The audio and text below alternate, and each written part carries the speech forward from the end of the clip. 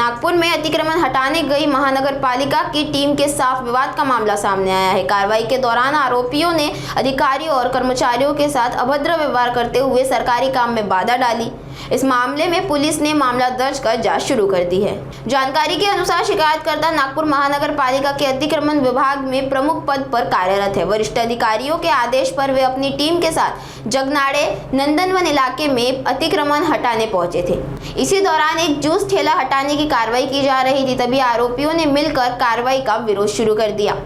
आरोप है कि उन्होंने अधिकारियों और कर्मचारियों के साथ गाली गलौज की तथा कार्रवाई खत्म होने के बाद देख लेने की धमकी दी। इतना ही नहीं, जब्त सामान को वाहन में रखने से भी रोकने का प्रयास किया गया, जिससे सरकारी कामकाज में बाधा उत्पन्न हुई। शिकायत के आधार पर पुलिस ने आरोपियों के खिलाफ मामला दर्ज कर आगे की जांच शुरू कर दी है। गायकवाड जे महानगरपालिकेचे कर्मचारी अतिक्रमण विभागाचे ते त्यांचे कर्मचारी यांच्या सोबत तसेच त्यांच्या सोबत दिलेले पोलीस पथकासोबत जगनाडी चौक ते नंदनवन चौक या ठिकाणी अतिक्रमण हटवत होते।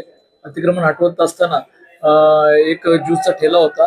तो ज्यूसचा ठेला हटवत असताना त्या ज्यूस ठेल्याचा जो मालक होता तो त्या ठिकाणी आला व त्याने यांना धक्काबुक्की केली व सदरचा ठेला घेऊन जाऊ नये यासाठी प्रतिकार केला आणि त्यामध्ये त्यांना शिवीगाळ व दमदाटी केली। त्या अनुषंगाने ते पोलीस स्टेशनला फिर्याद देण्याकरता आले होते। त्या अनुषंगाने यामध्ये गुन्हा दाखल करण्यात आलेला आहे। यामध्ये सरकारी कामामध्ये अडथळा करणे कलम 132, 352, 115(2) या अनुषंगाने गुन्हा दाखल करण्यात आलेला आहे।